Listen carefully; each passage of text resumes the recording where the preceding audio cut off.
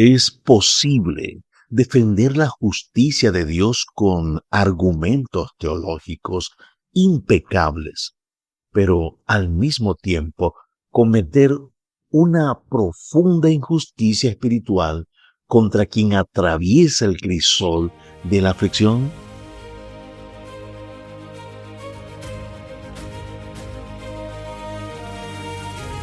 Bienvenidos a Maravillosa Creación, el espacio donde la erudición bíblica, los descubrimientos de la arqueología y el corazón pastoral se encuentran para transformar tu vida diaria. Un podcast dedicado al estudio profundo de las Escrituras desde una perspectiva teológica. Viajemos al corazón de la historia para descubrir cómo la providencia divina puede rescatar a alguien del abismo más profundo. En el marco cultural del antiguo cercano Oriente, donde las asambleas de ancianos del siglo V a.C. debatían la retribución divina bajo esquemas rígidos de causa y efecto, Eliú rompe la disputa entre Job y sus tres amigos para dirigir un discurso acusatorio a los sabios.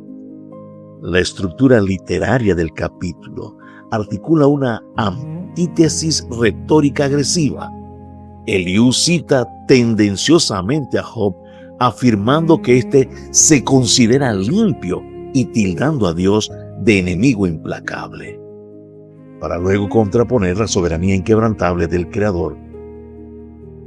No obstante, Eliú incurre en una devastadora falacia teológica al asumir que la omnipotencia reduce la justicia a un mero ejercicio de arbitrio mecánico, confundiendo la disciplina divina con un castigo retributivo implacable y sugiriendo falsamente que el sufrimiento humano siempre demuestra la presencia de un pecado oculto.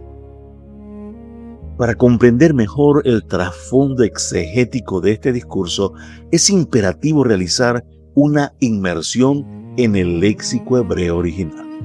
En primer lugar, Eliú sostiene que Dios traspasó a Job con una herida, empleando el sustantivo significa flecha, un vocablo que denota un dardo mortal lanzado por un arquero, sugiriendo morfológicamente un ataque divino directo y deliberado sobre una víctima indefensa.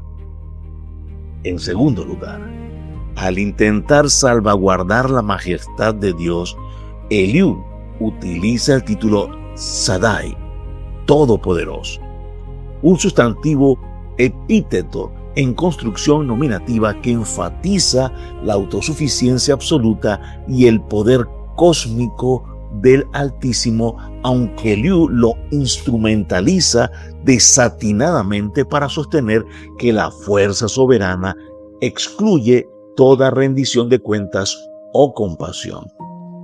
Finalmente, en Job 34:18, se condena a quien llama al soberano. Se condena al inútil o perverso, una construcción compuesta morfológicamente por la negación belí y el verbo ya, que significa aprovechar, designando a este ente desprovisto de valor moral. Con esta carga semántica, Eliú acusa implícitamente a Job de irreverencia extrema al cuestionar los decretos del Rey Celestial. Esta tensión dramática cobra sentido pleno únicamente bajo la cosmovisión del gran conflicto entre el bien y el mal. Mientras Eliú intenta acorralar a Job acusándolo de mofarse de la justicia divina, el lector perspicaz detecta que Job está expuesto a los ataques invisibles de Satanás. Eliú afirma que Dios paga al hombre según su obra, anticipando principios paulinos verdaderos, como los que podemos leer en Romanos capítulo 2, versículos 6. Y en la segunda carta escrita a los Corintios, el capítulo 5, versículo 10. Pero yerra al aplicarlo prematuramente en un mundo fragmentado por el pecado. Jesucristo se alza como la respuesta definitiva a esta encrucijada teológica, siendo inocente y santo. El Mesías asumió el castigo que no merecía, transformándose en nuestro sustituto perfecto, aquel que hoy intercede como sumo sacerdote en el santuario celestial. Esta tensión dramática cobra sentido pleno únicamente bajo la cosmovisión del gran conflicto entre el bien y el mal. Mientras Eliú intenta acorralar a Job acusándolo de mofarse de la justicia divina, el lector atento detecta que Job está expuesto a los ataques invisibles de Satanás.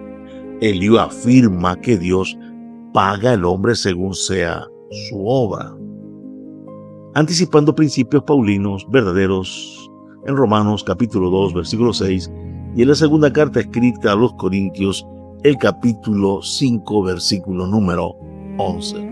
Se habla de estos principios, pero se equivoca al explicarlos prematuramente en un mundo fragmentado por el pecado. Jesucristo se alza como la respuesta definitiva a esta encrucijada teológica.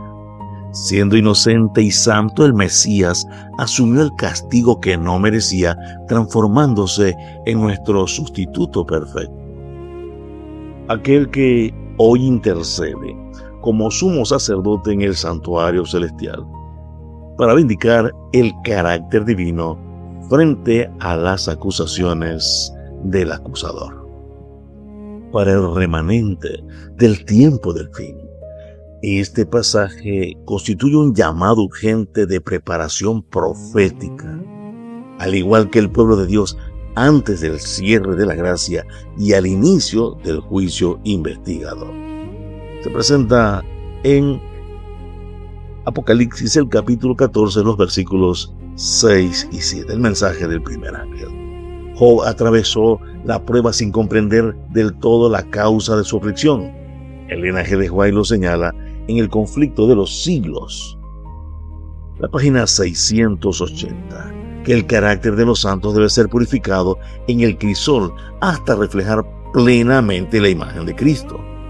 La iglesia victoriosa no se levantará acusando a los caídos con juicios dogmáticos, sino manifestando la fe de Jesús en medio del fuego refinador. Esta lección resonó con fuerza el 22 de octubre de 1844. Knight así lo describe en A Brief Story of Seventh-day Adventist, la página 28.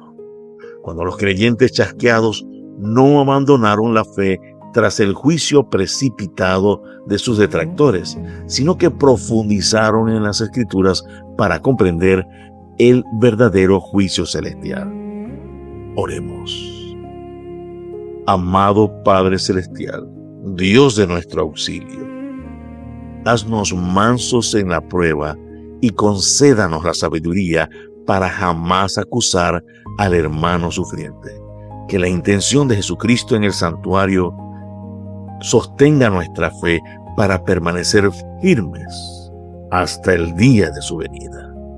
Amén. La verdadera teología no destruye al afligido, contempla al Redentor en el crisol.